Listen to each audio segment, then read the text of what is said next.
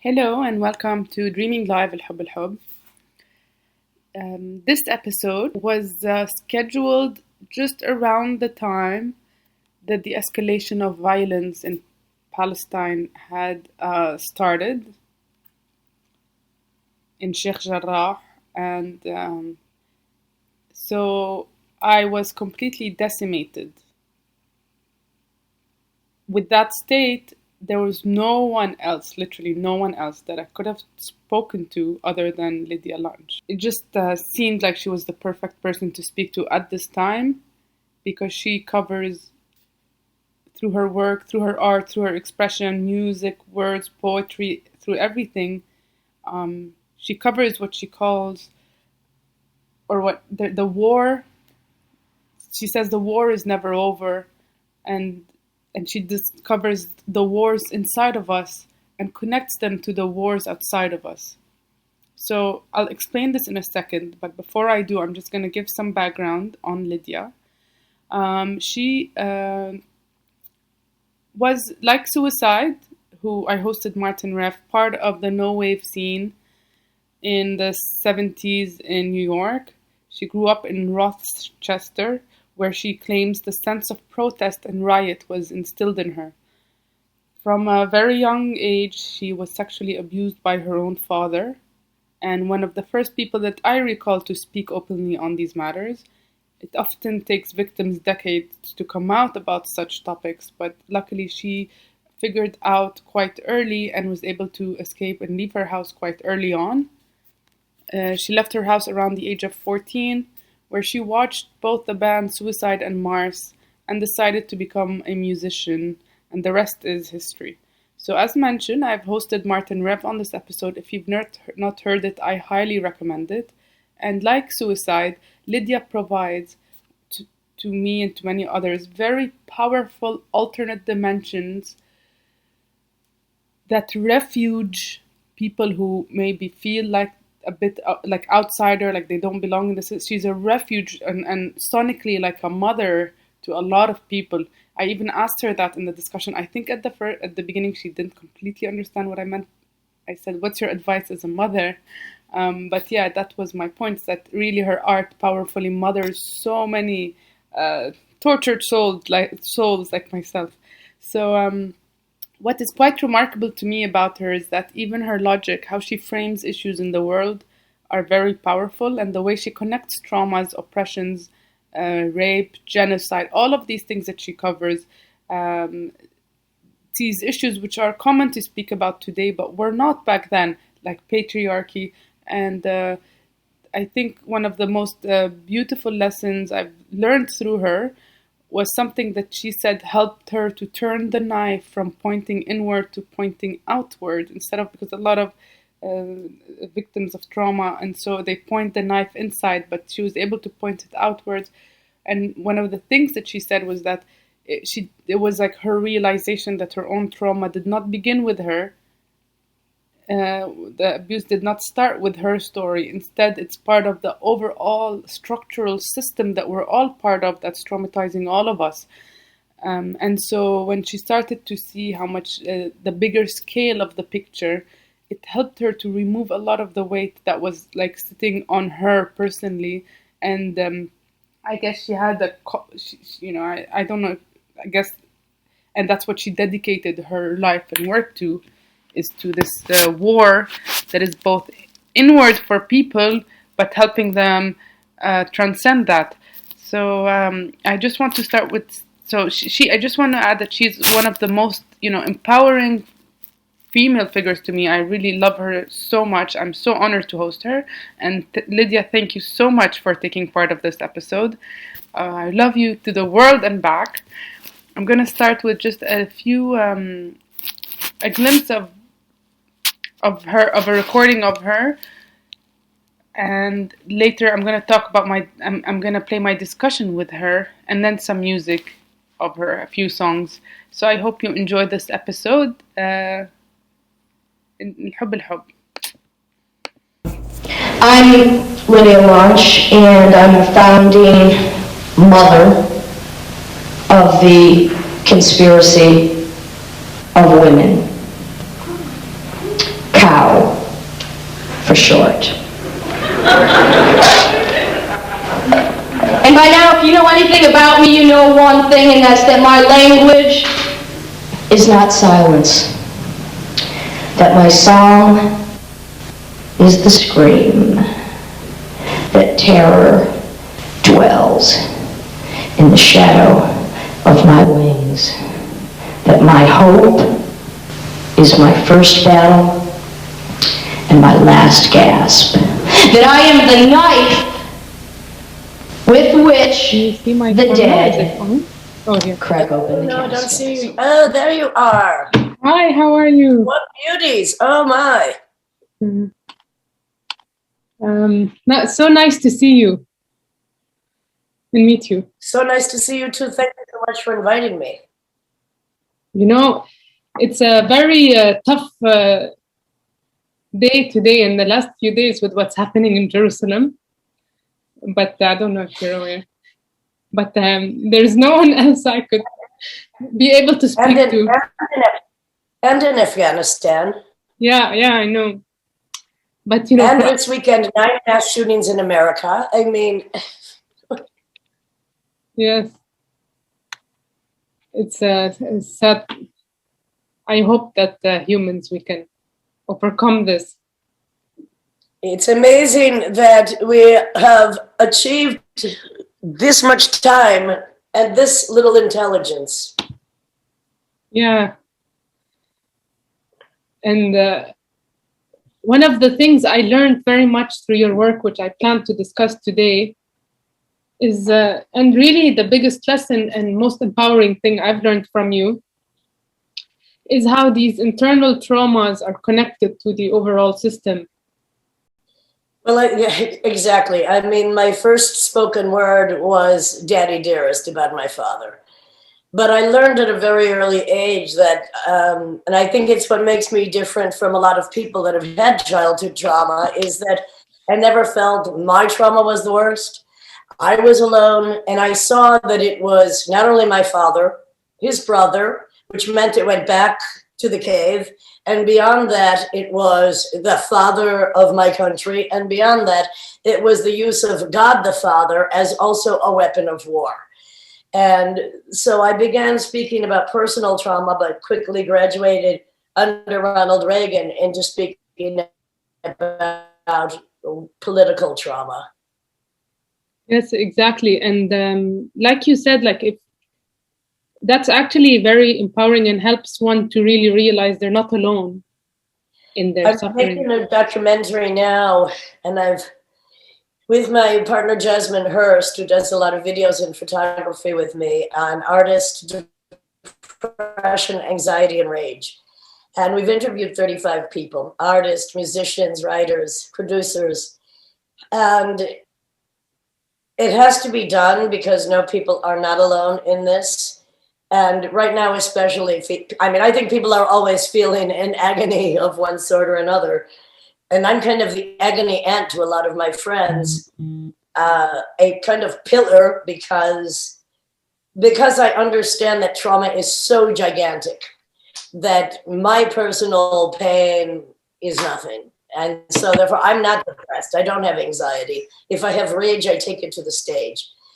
But it's quite painful at the moment listening to 35 people's and editing from 70 hours to now it's down to 5 hours, and then getting it down to a feature-length film about the repetition and the universality of depression, of childhood abuse, whether it's psychological, religious, physical, or neglect.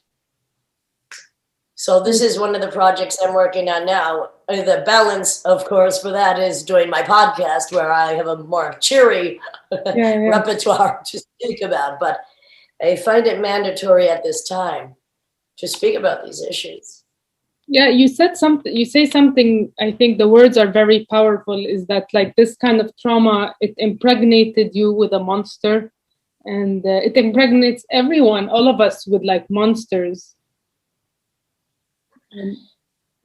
One question I asked somebody, because when we're in discussion with these creative individuals, and by some studies, 73% or more of musicians and artists have, they call it mental health problems. But I think when you've had trauma, even the trauma of birth, and an intelligent person will have trauma in the best of circumstances, that first of all, it actually contorts your DNA.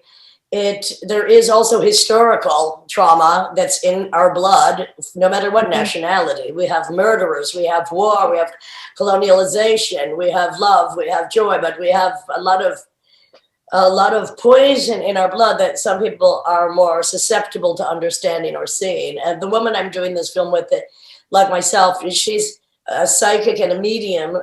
I apply what we glean from other people to the here and now, and how perhaps there are some traumas that people don't even understand the origins of them because they're in our blood.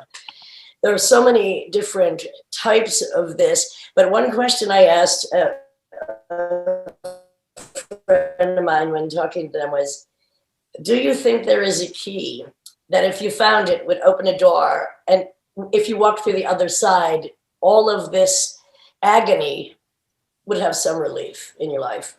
And it was kind of a stunting question, but then I had to ask myself, I think I found that key myself, and which is why so many people that are depressed, mostly artists anyway, come to me. And I think part of the key was what I said before, that I recognized at a very early age that mine was not the worst.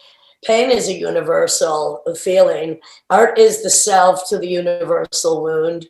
And there are so many more horrifying things that do happen that I always thought of what I do as a public psychotherapy for those that have a mouth but can't find the way to scream about these issues.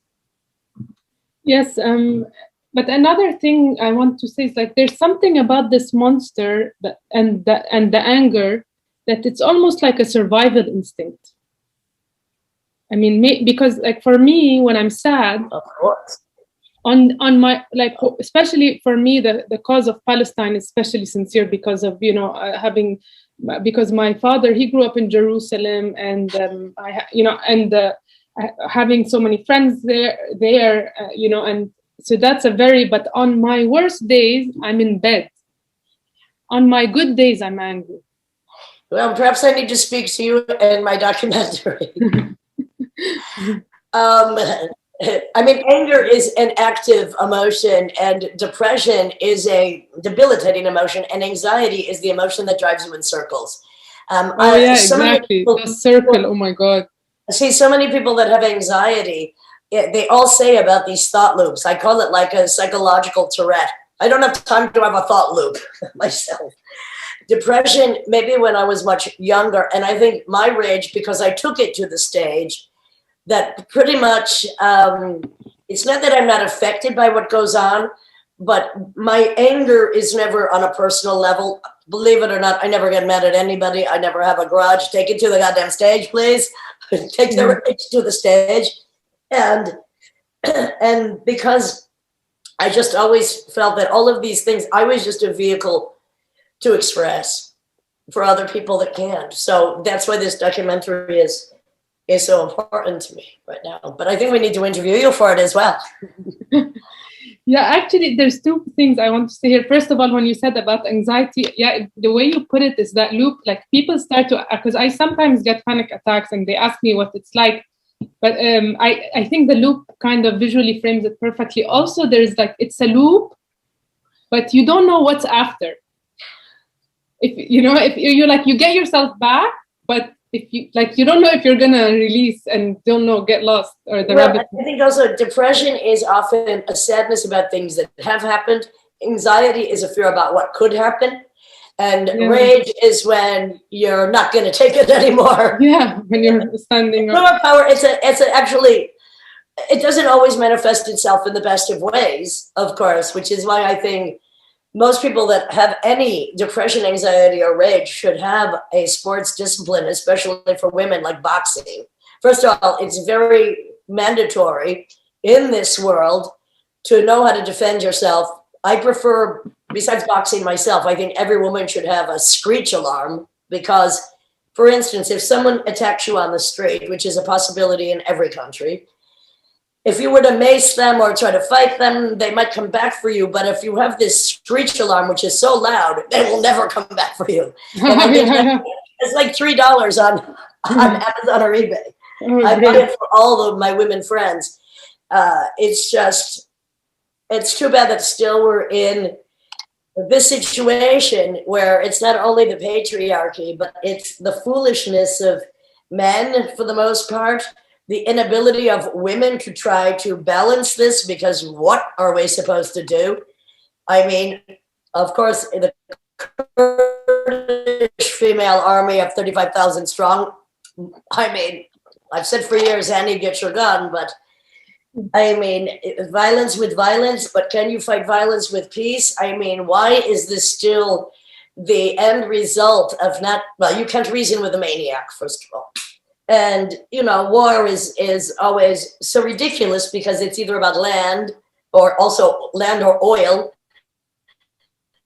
Or groups. Or about a God. Which God? My God is bigger than your God. And this is something to me that is just, I can't even believe that this is still a main war that we're waging. When if people only realize before God came the goddess, yeah. You have to have somebody to believe in. I think if more people believed in themselves and had less fear, they would fear others less. Yeah, but I wonder, is it God or is it just groups? Because even if it wasn't God, like we're still putting ourselves in groups and he's better and she's better and like the groups, like why are we grouping? It's fear-based. I mean, it's fear of others. Yeah. Fear of others.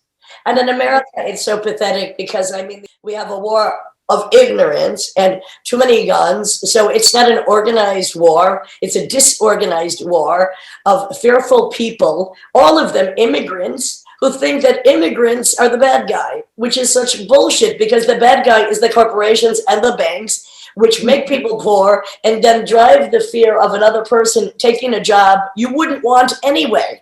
This country is built on immigrants. Nobody is an American. We killed all the Americans when we came here. You know, and one of my big issues always has been to expose the hypocrisy of the lie of democracy in this country. America was not founded for religious freedom. It was actually founded by religious perverts driven out of other countries who came here and then annihilated the people, the indigenous people, and the nationalistic pride. I've got no idea why it's not where you're from, it's where you're going to. Whenever anybody asks me, where are you from? Like, that doesn't matter. It's where I'm going. Where are you going? Yeah, exactly. I think for me, the hypocrisy in American democracy is that even to become known while you're running for election, you need so much corporate money. Like the fact that just to have your face on TV, you need corporations. So from the essence, like it should be public funded campaign. No one should be able to lobby. Why should millionaires and billionaires tell the average person? And by the way, America is not as rich as we pretend to be, as we export Hollywood and bullshit. I mean, there are so many poor people in America. First of all, we have more prisoners than any other country in the world. Yeah, the private prison. When I first started speaking about prison under Bill Clinton, who appeared to be a nice guy but was not, because he's the one that invented three strikes, you're out. There were he put in the crime bill. Yes, and there were 900,000 prisoners at the time. Now there are almost 3 million, more than Russia, more than China. And if you have 3 million people in prison and you have 6 million on parole, then that affects, imagine how many people in families. Oh, I'm going to have one too, darling. That affects so many other people. That is affecting, say, 20 or 25 million people are affected by too long of sentences, unjust sentencing, Black and brown people in prison more, women given longer sentences if they actually attack their attacker. Cheap labor in prison, almost slave work in prison. And like slave labor in prison. And it is so, and now they're bringing back, because this is how advanced America is, now they're bringing back the firing squad. Yeah, firing squad. Yeah. Because that's how advanced we are. in America. We're back to the firing squad. All of these things, you know, I term myself the liver of America, meaning I try to flush out all the pus and pollution that, because from a distance it seems so glorious, the image we have presented.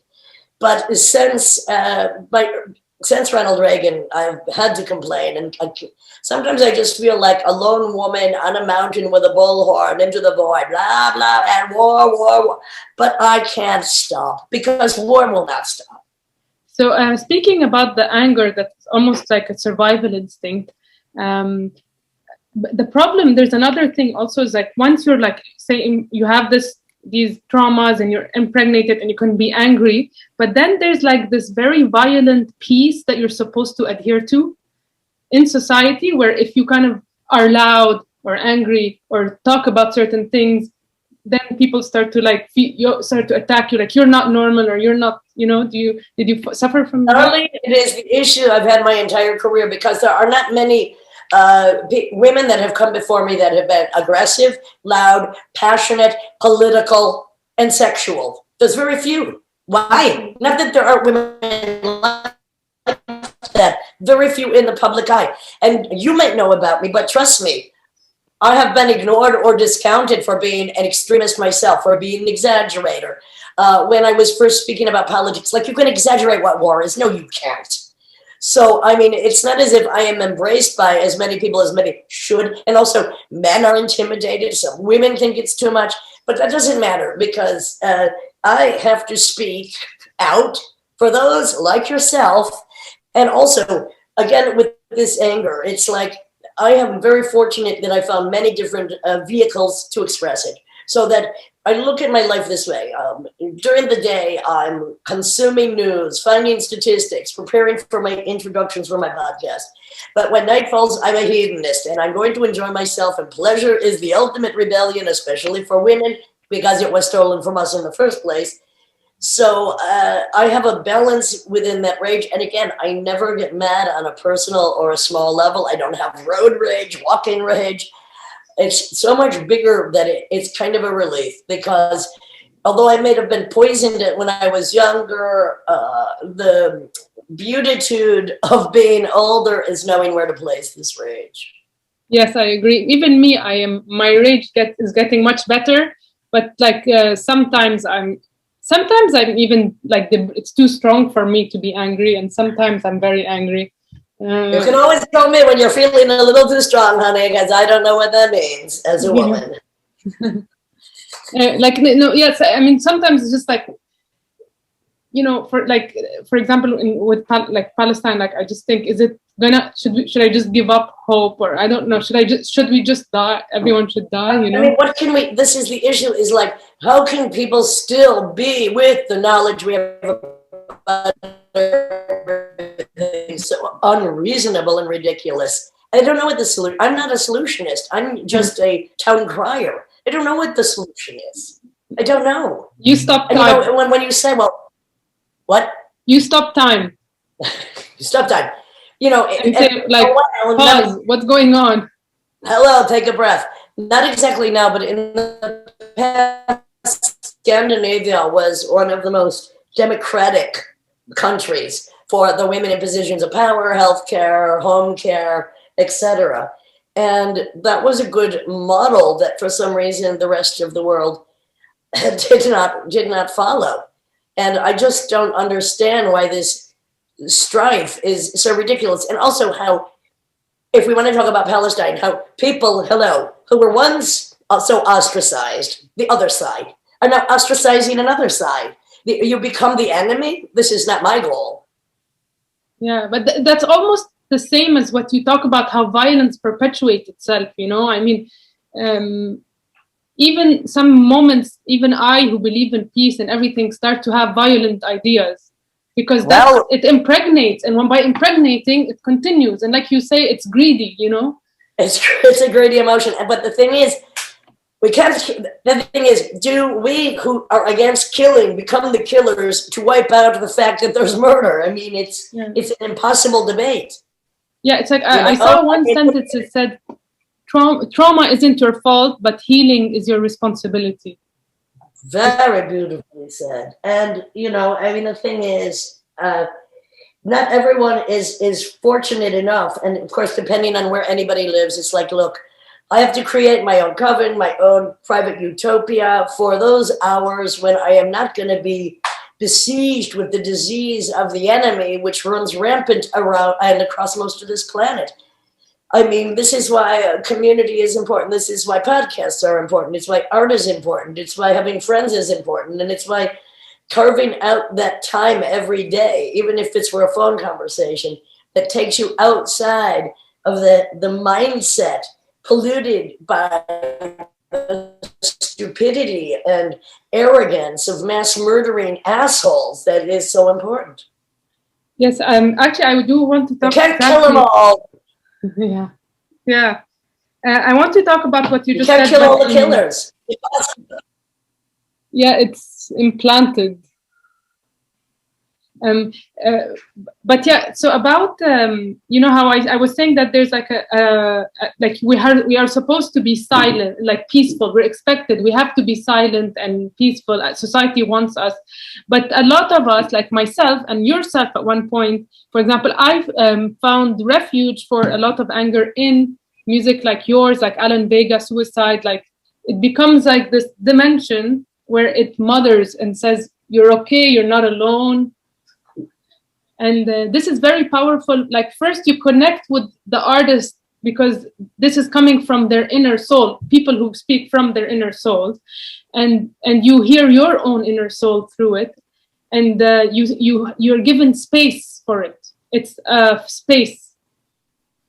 It's very important, and I'm so glad you mentioned Suicide, because my first friends when I came to New York, very important band, you know, very strange because the music was both an immature version of techno, but yet very psychotic, yet very also doo-wop, very romantic. Yeah, very Elvis even. Very Elvis, it was so many different things and is so unique. So unique. Yeah. But so is yours, like it provides a refuge. It's like it's a dimension that is a refuge. Well, thank you. I mean, I'm a musical schizophrenic, so I mean, most of my music is different from the other rest of my music, but the themes often. No, yeah, I know. I mean, you do a lot of things, but in general, it's a refuge for our feelings. Welcome, my friends. Do you feel like you obviously know that, like, or do you visualize that? How it's like? Look, I feel. I don't feel so special as much as I feel that I have to provide. I am here to provide a service to some people of the voice that is screaming in their head. Of the torture. You don't know how many hugs I have to give out at the merchandise table when I'm on tour, because I feel like the Mother Teresa of the abused and debased. So, which is fine. But it doesn't feel like a burden, or it feels just like a calling to me. This is what I have to do. I've always done, I always felt like I have a calling, and even if it began and then ends as a small woman with a big mouth and a bullhorn on a hill screaming into the void of oppression and stupidity, I will still be doing it. Even if you're the only one listening, that's fine. It has to be said. But I think you've already changed a lot of inner spirits. So that's going to pass on through time and even become evolutionary, like you said. Don't you have a song, Anthropology? Some Psychic Anthropology. Yeah. Yes, so it's already done. It's Psychic Anthropology. I am the place that people who can find no other place where they feel comfortable can come to, I hope. Yeah, I love also, you said, I remember you said in, I forgot which, language is, my language is not silence. My song is the scream. Yeah. Some of them are quite sexy and whisper, but you know, yeah, that's the point. Somebody has to be screaming. Yeah. Do you think that silence is in some way culpability as well? Oh, yes, it is. But then at the same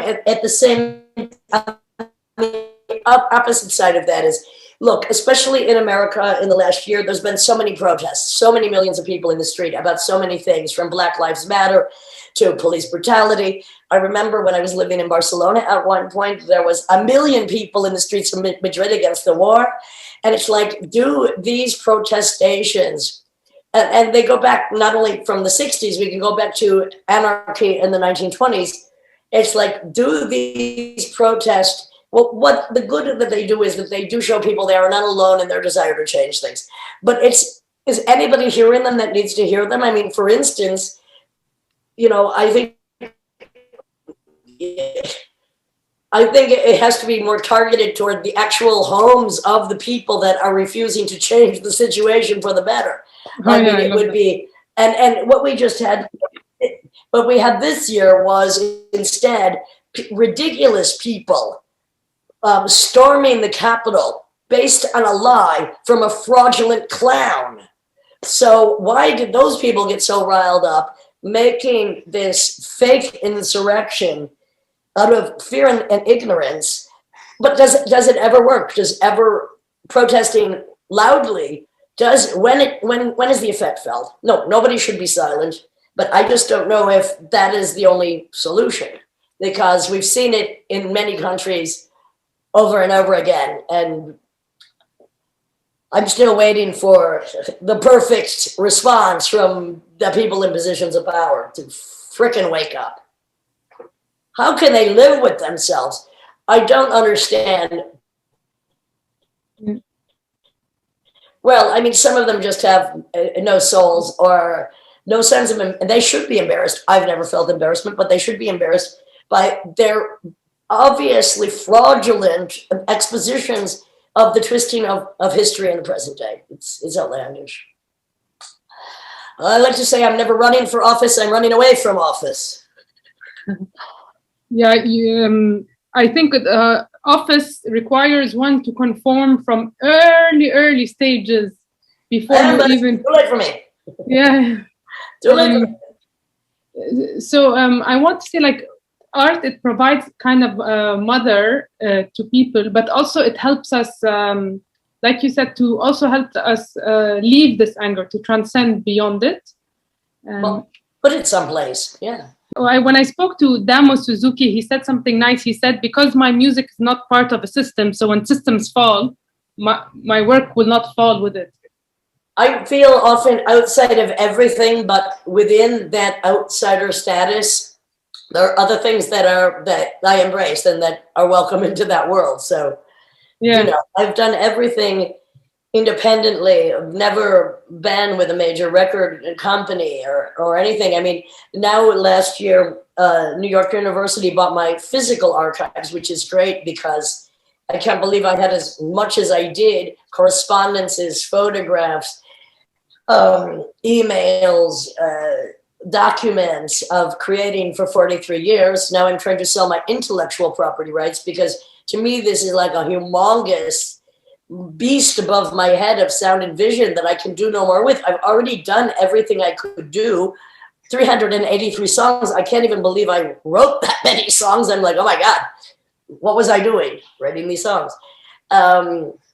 But I mean, and my goal always, like if I can sell my intellectual property rights, which would be amazing, it's mainly also so I can continue to help the collaborators I work with, because we are outside of every system.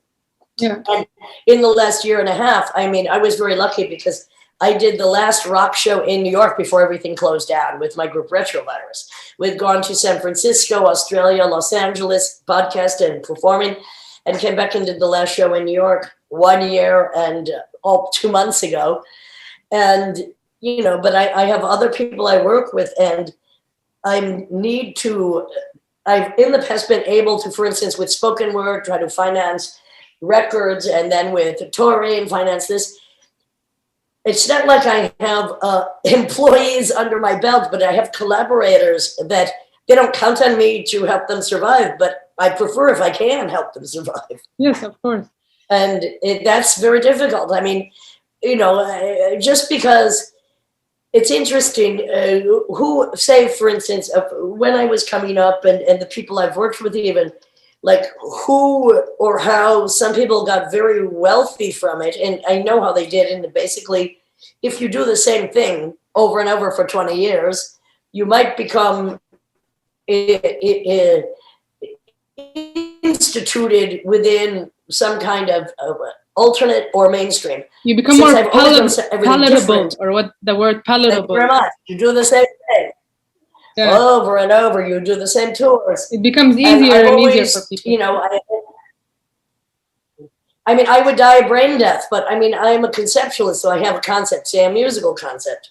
Then I decide who is the perfect people to achieve that with me, then record it, maybe tour, maybe not. But because I was never tied to a system or corporation that would tell me, okay, one album every 2 years or 3 years only, go on tour.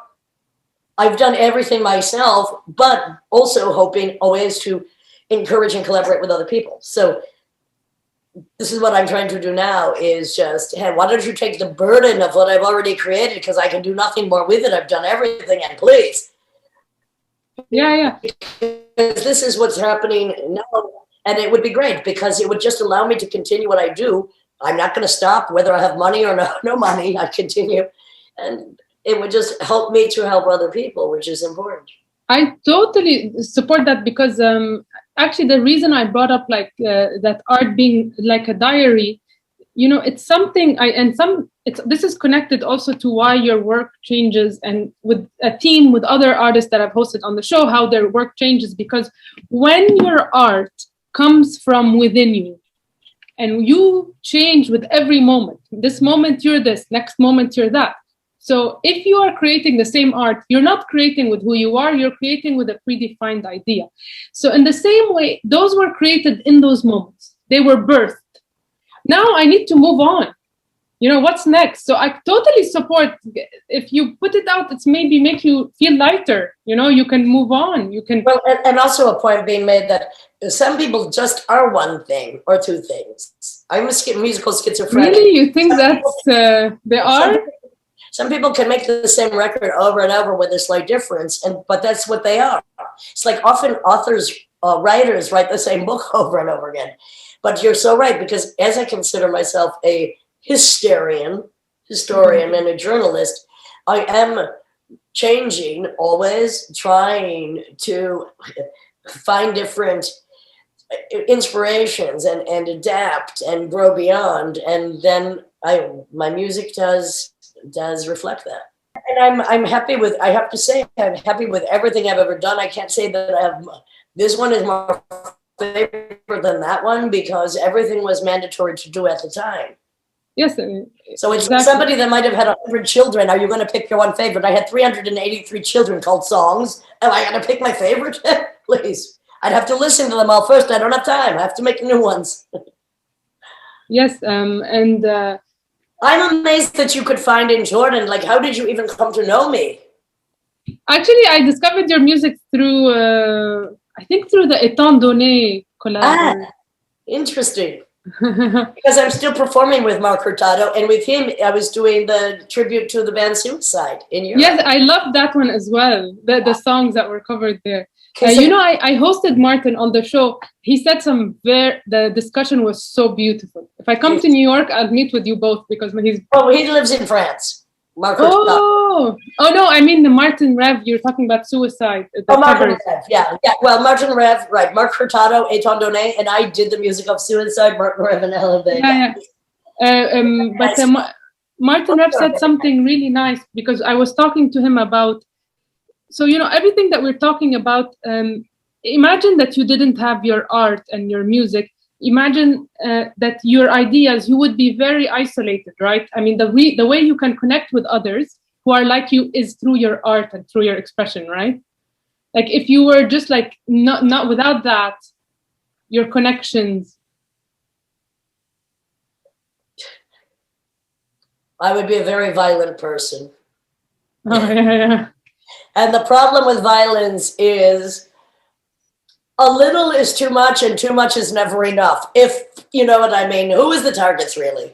Yeah. So I'm very lucky. I decided to place all my excess energy in the place of art. And Martin Rev, when I asked him, what's your advice for people to persist who are like and I'll ask you this in a bit, but he said, oh no, sorry, when I asked him about the words dream baby dream, what they mean, and he said you know, dreamers are the future, they're the ones that lead civilization to the next place. He said some very beautiful words, and then he said like and you know, sometimes we feel alone, but in a way we're a soul family, we're not alone. And I think through art, like through, say I meet someone who likes your work, right away I know that we are part of the soul family, right? So well, it's interesting because when somebody says to me, for instance, oh, I like your music, I always want to ask them, and this isn't a sarcastic or a nasty thing, which music? Because if they tell me what they related to of all of these things I've done, it might give me a understanding of when it came into their life and what kind of music, therefore what kind of energy they were attracted to. It's always interesting to me. You can't just say, oh, I like your music. No, but I think there is, but I think there is in all of your work very powerful expression. In a way, I also almost think that your words are your main art, even. Although I love even stuff without words. Absolutely, I mean, well, thank you. But the words are the priority, of course. But you understand what I say when I say that is like the drowning of Lucy Hampton. Thank you, my instrument. Thank you. I love it. Yeah. Yeah, one of my favorites. Of course, one of my favorites too. And by the way, made with my inspiration in music, Constant Berg, who was the guitar player in Mars, my favorite band of Norway. Yeah. I love Mars. Truly the most psychotic music ever created. Absolutely still love it. So. Yeah, I remember that I saw that they inspired you to become a musician, right? And also I've done a lot of backing music that I had to start creating for myself for my spoken word shows, a lot of psycho-ambient music that I've created that people aren't so well aware of, but I had to start doing it because I wanted to do word-based things, but to perform in Europe where the language might be a barrier, I started to create through GarageBand psycho-ambient soundtracks myself. Yeah. And I still do remix other people's music, and then for creating something else, it's a very important part of creating at this point for me. So, yeah, actually, the one that was released 2018 or 2017, yeah, that one's also so beautiful, and it's kind of psycho-ambient. Also, so, no, is that what you? Thank you. Yes, psycho-ambient, exactly. And I mean, it's important for me. You know, and I was doing a live show called The Ghost of Spain at Dust and Shadows for a while. And actually you could see it. It's a free show on 21. You just Google 21C, full show, Lydia Lunch. And I did all the music for the background of that and worked with a female video artist, Elise Passavant. And mainly so that if I was performing in Europe and I tried, for instance, having a female backup singer, like a quarter of the words in whatever language I was performing in, or projecting the translation, but people wanted just to have me doing it. And I also don't feel every word is as important as the emotion you get from it. But then that's why it was important to make music and videos. So it was more of a surround to so that people could understand beyond just the words what I was talking about. Yeah, actually, now I think about it, your main art is your ideas, because you have a very powerful way to rationalize and put the ideas together. You know, not just to experience, but to understand and connect dots. And those, they come out in all mediums. Music, film, picture, book. Even cookbook you did once or something. Even a cookbook I did, so true. But again, I think I'm a conceptualist, a journalist, a historian. Yeah. Those are the phrases. That's more how I view myself. And concepts, you know, people always ask me, well, is there anybody you haven't worked with that you would like to work with? I'm like, no, because the concept must dictate who the participants are. I don't sit here and go, oh, I'd like to work with bro. It's like, that makes no sense to me. Exactly, with me in this show, like I have a lot of list of artists that I like, but they have all of my ideas are somehow coming. I think the end goal is a children's book. It's a funny thing. A children's book. Yeah, like I can understand. Like it's a girl born on an assembly line, and the assembly line layers her like a matryoshka doll. And then there's a point where she says, like, stop. And she has to go inside to start to unveil the levels. Fantastic. And, it goes on like this. But the artists have to fit within this story and the theme and the magic. Also, I like to speak to artists who like have some magic elements, not like there is some magic. Absolutely. Well, I've done some comic books myself as well, not for children, but it was a very interesting experience. As a matter of fact, on my podcast right now is not only somebody who's a musician, but an incredible graphic artist who's done many posters, Rick Froberg, and his graphics are so beautiful and so unique, from, flyers for music shows and all of this. I do photography, I do photographic montages, but I don't paint. And anybody that does, I'm always very impressed when they can impress me with it or draw. Yeah. Okay. I want to ask you, you said like there's one sentence I used to love by you, that terror dwells in the shadow of my wings. And in my factory, like when the factory layers the Matryoshka doll, so the wings are like, they can't be released. So did you ever feel like you were able to finally release your wings? To find release for my wings? Release your wings, like. I feel it every day. That's my goal. Like, my goal is to not be bottled up, because that's what death is. That's what depression is. That's what anxiety is a suppression. And it is memories we can't deal with or don't understand, or fear of what's to come that we find incomprehensible. I've only experienced fear for 20 seconds in my life. I'm kind of a fembot. Okay. I've never experienced anxiety once. Delete. Jealousy once. Oh, that was the worst. Delete. How do people live with this? Insecurity. I've never felt insecure. I've never felt embarrassed. I've never felt humiliated. I've never felt shame. Not that I haven't done a lot of things other people would be blushing just to read about. I've never felt a lot of these emotions. And it's saved me a lot of unnecessary pain. I think because as a very young child, with trauma, I flatlined, and then I could build emotions in. It was like I had an emotional flatline. And I have to sometimes read articles on these emotions, and they're very prevalent in America. Humiliation, shame, insecurity, fear. I've had to look up and read articles on some of these things, and it's horrifying to me that other people are so plagued, especially by insecurity or self-doubt or self-loathing or not good enough, and I think that's also why a lot of people are attracted to me, who harbor that, but you might not even know that they're harboring these things. Shame is a very American thing, because we are so perverse in the way that we glorify violence, and then we sell everything with sex, but we don't really talk about it. And it's more taboo than violence. And it's just very confounding. But did society try to shame you? Like, for example, when you were doing... I don't fucking care about what society tries to do. Really. But like, who would that be?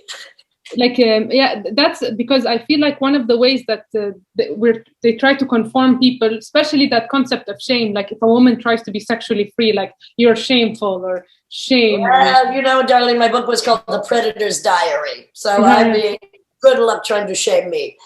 Look, I never cared ever. Great. That's amazing. About, first of all, the first song I ever wrote was called... very, very early on, Very early.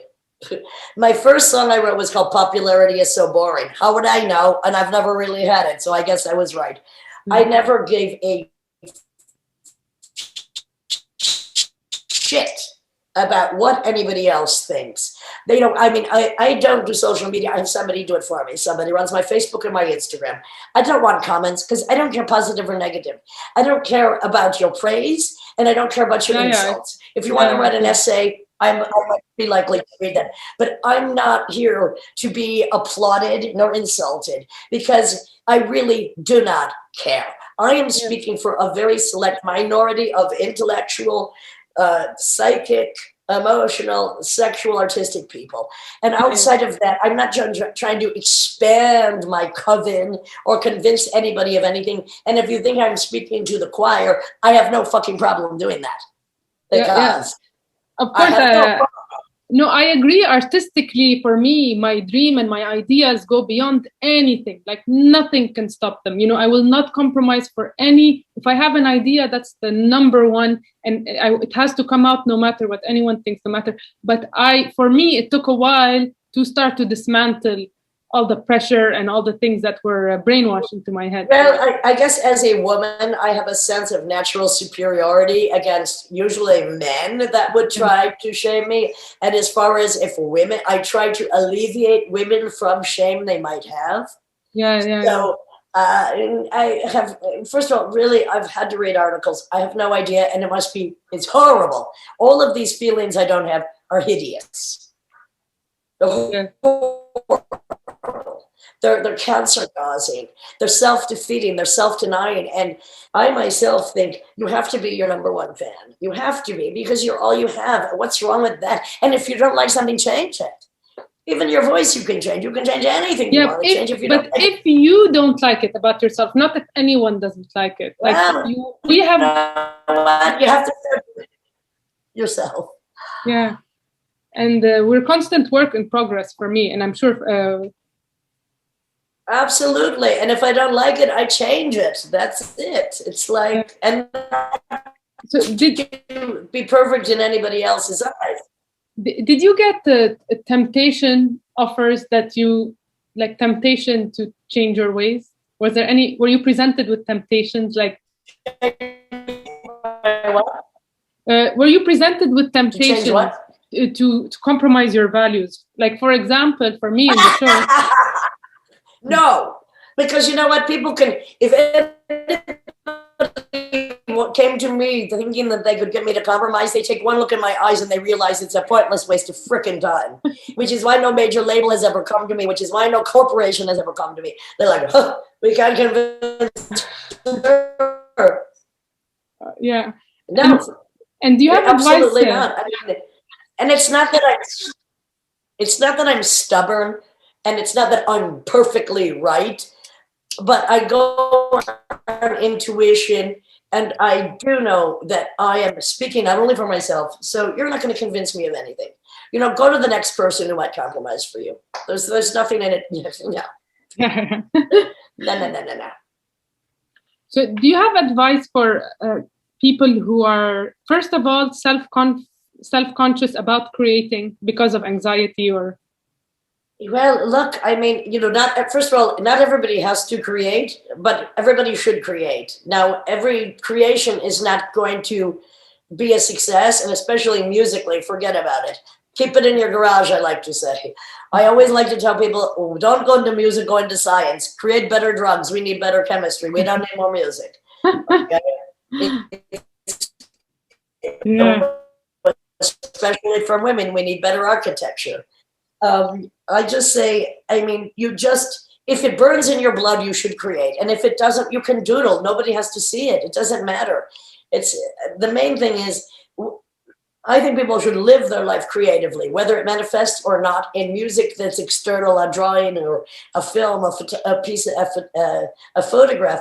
You should learn to live your life creatively. And that can manifest in many ways or just in the act of your existence. That's beautiful. Learn to love yourself, people.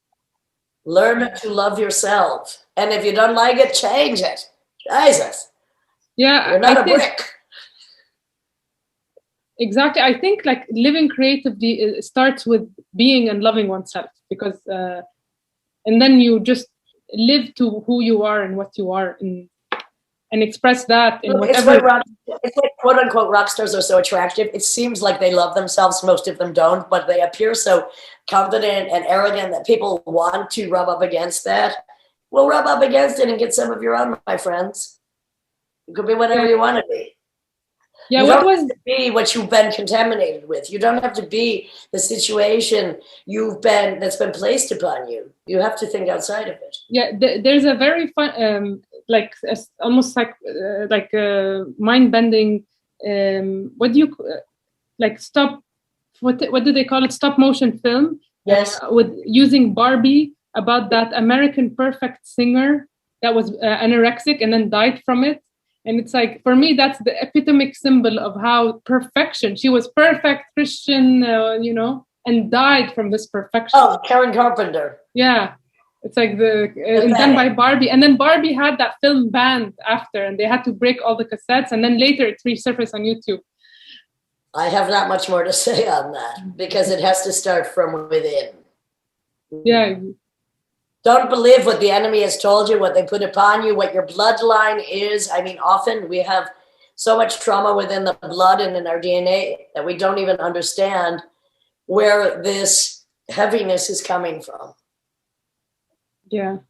The history of all mankind is abusive, is war, is killing, is pillaging, is pilfering and raping.